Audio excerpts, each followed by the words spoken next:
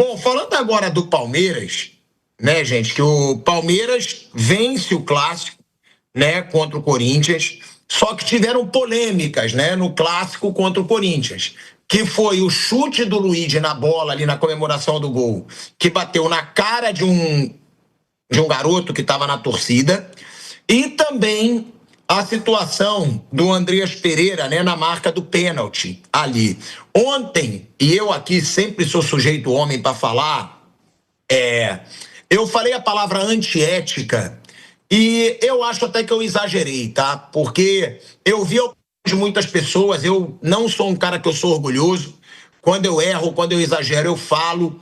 A gente fala também, eu falar antiética, porque o cara fez algo que muitos jogadores fazem, depois muitos jogadores, ex-jogadores falaram comigo que muito jogador faz. Não acho que ele estava certo, tá? Acho um erro sim.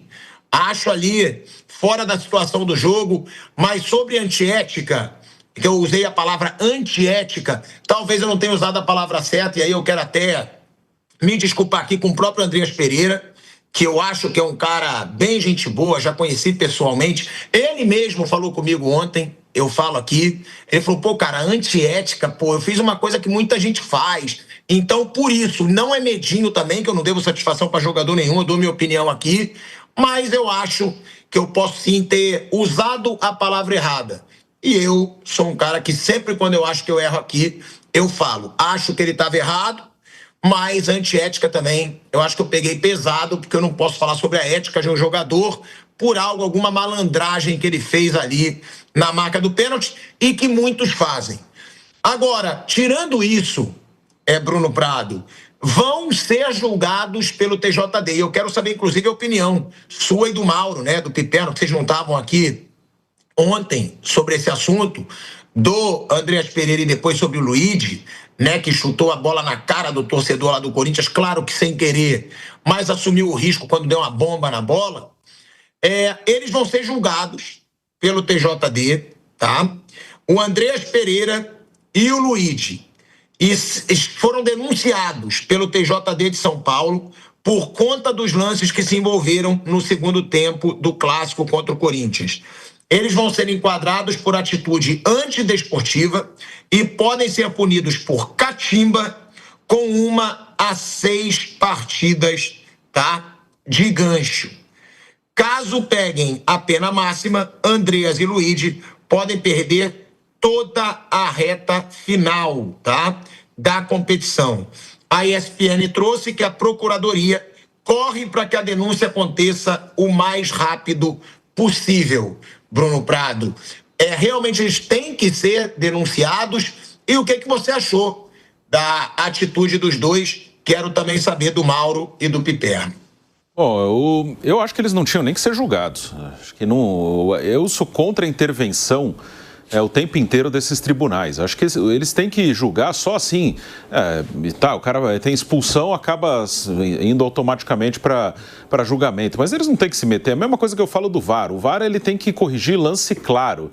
Não tem que ficar procurando coisinha. Olha, ali talvez tenha tido um contato lá atrás, no meio do campo, aí roubou a bola e saiu o gol. Acho que ele tem que corrigir coisa clara. E é mais ou menos a mesma lógica para os tribunais de justiça desportiva. Ele teve uma expulsão, vai lá, julga e acabou. Mas não fazer, ir buscar coisa, interferir. Ele tem que participar muito pouco do futebol. Porque se o árbitro visse o que o Andreas fez ali na marca do pênalti, o que aconteceria com ele? Ele tomaria um cartão amarelo. Aí numa coisa que é de cartão amarelo, você vai mandar para o tribunal para julgar? Acho que não. Se o árbitro visse, ia punir ali na hora. Não viu. Segue a vida. Não acho que o tribunal tem que se meter nisso, não. Claro que foi uma atitude errada dele ali, antidesportiva, ok.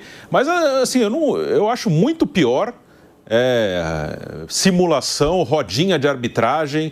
Eu acho muito mais prejudicial para o jogo reclamar de lateral, um lateral que o árbitro inverteu. Aí vai aquele escândalo em cima do árbitro e rodinha e para o jogo e o jogo não anda. Eu acho que isso atrapalha muito mais o futebol do que isso aí que o Andreas fez, que não é o correto. Se o árbitro visse, daria um cartão para ele. Mas eu acho que isso não é pior do que atrapalhar o jogo, do que atrapalhar a arbitragem, do que não deixar o jogo andar, do que ficar simulando, do que ficar reclamando de qualquer coisa. Então, uma atitude que não foi boa dele, mas não acho que tribunal nenhum tem que se meter no assunto. Já foi, segue a vida. Eu concordo com o Bruno, tá?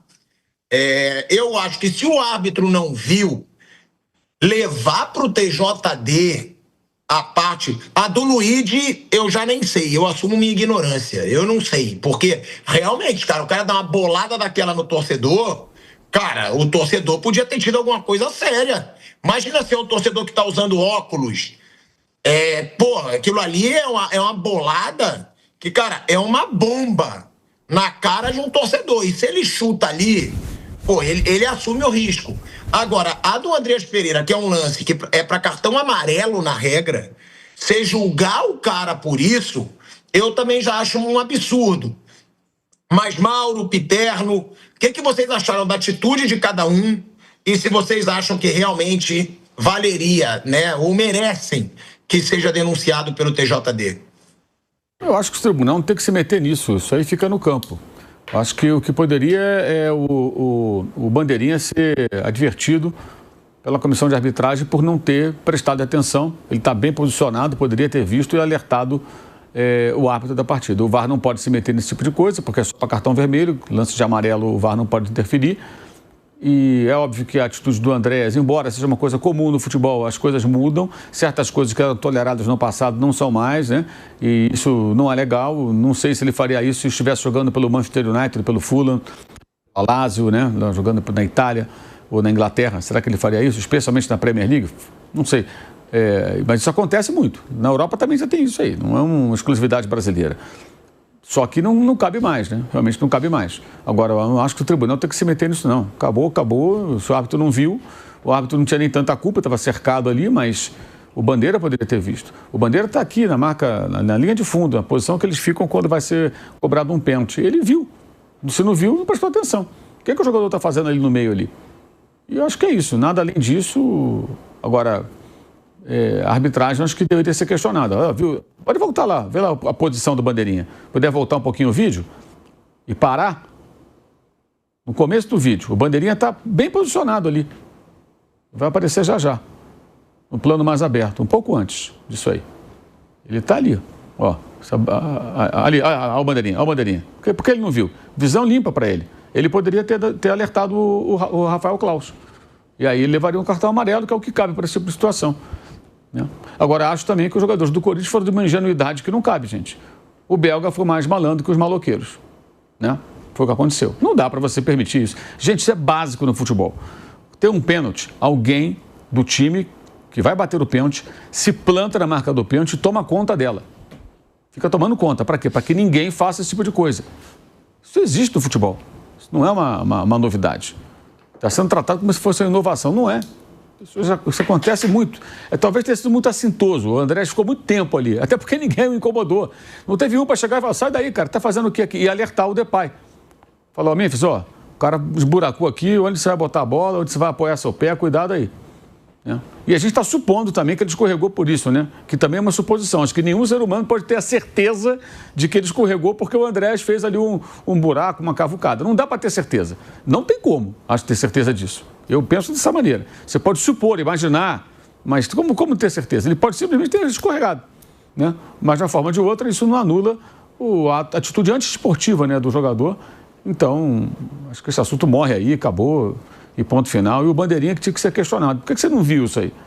Porque é função dele observar todas essas coisas e auxiliar o árbitro. Ele é auxiliar, né? É o árbitro assistente. Ele está ali para ajudar o apitador, que realmente não tinha como ver. O Klaus estava cercado de jogadores ali, ó. Olha o que ele está ali, ó, como é que ele vai ver? Está de costas, está falando com vários jogadores, aquela pressão que eles sofrem sempre que marcam um pênalti, ainda mais um pênalti desses, né?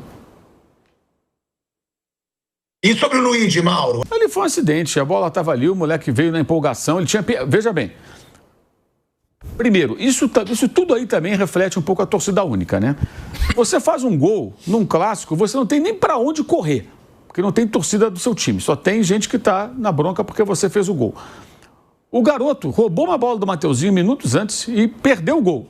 Perdeu o gol. Era ele e o goleiro. Perdeu o gol. Logo depois, o time dele faz o gol, ou seja, olha o peso que sai das costas dele. Caramba, vai ser 0-0 e eu perdi o gol. De repente o Flaco faz o gol. Ufa, fizemos o gol, vamos ganhar o jogo. Estava no final, né? Não vou ser o culpado. Não vou ficar marcado, porque ele ia ficar marcado. Aí, certamente ia ter gente cornetando o garoto. Sei que, pipocou, sei que. O menino, porra. Então, o alívio do garoto. Ele viu a bola, ele deu um bico na bola. Não acredito, evidentemente, que ele chutou a bola para atingir ninguém. Aconteceu. Acho que foi mais um acidente, foi um desabafo. E você faz o quê? Você chuta a bandeirinha, chuta a bola. Você não tem pra onde correr, cara. Como é que o Haaland comemorou o gol agora da virada do Manchester City sobre o Liverpool no final de semana? Lá com a torcida do City. Porque ela tem a torcida do time visitante. Aqui não tem, em São Paulo. Então, é o que acontece, é o que a gente vê aí. De repente os jogadores querem desabafar de outra forma, mas que ele foi um acidente. Não acho que ele tenha feito isso, evidentemente, para atingir alguém, de forma alguma. Acho que é até um absurdo imaginar que o garoto teria essa intenção. Infelizmente aconteceu. Mas acho que tudo isso passa um pouco por essa praga de torcida única, que cria uma atmosfera mais hostil ainda para o time visitante. O jogador joga ali, não tem onde comemorar o gol. Vamos lembrar o Cueva. O Cueva fez um gol nesse mesmo estádio, quando era do São Paulo. Ele sempre comemorava o gol, pondo as mãos aqui assim, ó, atrás das duas orelhas. Ele fez um gol pelo São Paulo, comemorou assim, tomou cartão porque o juiz entendeu que ele estava provocando a torcida do Corinthians. Tivesse a torcida do São Paulo, ele correria, provavelmente, para o torcedor de São Paulino e a comemoração seria entendida como algo normal. Mas como ele correu para a torcida do Corinthians, o árbitro entendeu que ele, queria provocar, grita aí. Não foi, ele sempre faz isso. Deve fazer até hoje, ele está jogando lá no Peru, né? Ele estava num time pequeno, o time apareceu. Ele estava no Peru. Uma festa danada para a recepção dele e tal. Aí... Ele faz gol lá, ele deve meter a mão na orelha de novo. Então, assim, tudo passa... Chamado João Paulo II. Então, Juan Pablo II. Eu vi um vídeo da chegada dele com a festa lá toda, o Cueva chegando. Então é isso, eu acho que esse assunto para mim morreu no jogo. Morreu no jogo, o Andrés era para levar uma amarela, não levou, seguimos. E os jogadores do Corinthians que sejam mais despertos na próxima, né? Um pouco de atenção, um pouco de malícia. Eu não observei, o Arnaldo Ribeiro que chamou atenção para isso, o Enzo, no sábado, no pênalti para o São Paulo, ficou marcando a marca do pênalti. Marcando literalmente, se plantou ali até o cobrador chegar. E em 2020, aquele campeonato acabou em 21, dezembro de 2020, teve o Fortaleza e Flamengo, e o Pedro foi bater o pênalti pelo Flamengo, ele escorregou, igual o Depay, mas a bola bateu nos dois pés e a cobrança foi anulada. Agora mudou, né? Aconteceu com o Bruno Henrique agora no sábado também, mas agora a regra mudou. Quando isso ocorre, a cobrança ela é repetida. Naquela época não era assim, isso foi há mais de 5 anos. E a partir de então, os jogadores do Flamengo passaram a marcar. Vai ficar ali alguém marcando a marca do pênalti. Não faziam isso não, porque alguém foi lá e também deu uma futucada. Mesmo faltou malandragem lá e faltou malandragem domingo. Tem que ter alguém que faça isso. Acho até que os técnicos deveriam já orientar. Fulano, tiver pênalti, ó, você fica lá, tá? O Zezinho ali vai bater, mas você se planta lá. Não deixa ninguém se aproximar da marca do pênalti. Tem que ter quem faça isso. Isso é normal, muitos times fazem isso. A gente não vê o cara, de repente, fica ali, aí a bola vem, aí o narrador, às vezes, fala assim, até meio ingenuamente, que coisa, fulano que vai bater o pênalti nossa, pensei que fosse Beltrano. Claro que não, ele só está ali guardando lugar. Aí quando vem o cobrador, ele pega a bola, entrega, o cara bota a bola ali, pau, bate a penalidade. Isso acontece demais, gente. Demais. Agora teve uma repercussão maior, natural que seja, condenável atitude, sem dúvida alguma, atitude antiesportiva, merecia o cartão, sim, mas o tribunal não tem que se meter nisso. Morreu no jogo. Fábio Piperni. Eu também acho que não é lance para... Enfim, não são situações aí para tribunais, não. Eu acho que, inclusive, no caso, por exemplo, do Flaco, o Klaus viu, todo mundo viu. Poderia alguém chamar a atenção, chutou lá a bandeirinha e tal, dá um cartão amarelo pro jogador, isso é ali. Então, são questionamentos que devem ser feitos, inclusive, para quem comandou o jogo, para árbitro, bandeirinha. Agora, no caso do Luigi, eu acho que é pior, porque é claramente uma situação de desabafo de um jogador que ele é muito criticado e às vezes com exageros, né? Muitas vezes com exageros imensos aí pela própria torcida do Palmeiras e domingo, durante inclusive a transmissão do jogo, né? Primeiro que quando ele entra, foi enfim, estava assistindo uma transmissão que reagiu como se fosse, como se a saída do Vitor Roque fosse a retirada do jogo do Ronaldo Fenômeno no auge. E o Vitor Roque claramente fazia um jogo muito ruim. errando tudo, errando todos os passes. É um jogador que claramente ainda está longe da forma ideal. Não é que ele ficou ruim, mas o jogador está recuperando a condição. Então é natural que ele faça alguns jogos muito abaixo e quando isso acontecer ele tem que sair. Nossa, mas tirou o Vitor Roque, colocou o Luiz, agora o time vai cair, porque não sei o quê. E na verdade, antes dele roubar aquela bola do Mateuzinho, ele havia puxado um ótimo contra-ataque em que ele lançou o Flaco Lopes, que invadiu a área com condição de finalizar a gol. E chutou e acabou travado pelo... acho que pelo Mateuzinho, se eu não estou enganado. Sim. Tá? Sim. Aí, em seguida, há o lance em que ele rouba a bola. Veja, uma jogada que ninguém construiu para ele. Ele foi lá, tomou a bola do Mateuzinho e perdeu o gol. Depois lança um lance tem alguma semelhança com a jogada entre o Daverson e o Andréas. O Daverson foi mais esperto que ele. Ele pecou no momento de tomar a melhor decisão. Esperou muito, ficou olhando demais o goleiro, deu tempo, o Mateuzinho deu o bote. Perfeito. Mas foi uma jogada que ele criou. E no lance do gol, ele começa também indo lá fazer o desarme no meio-campo.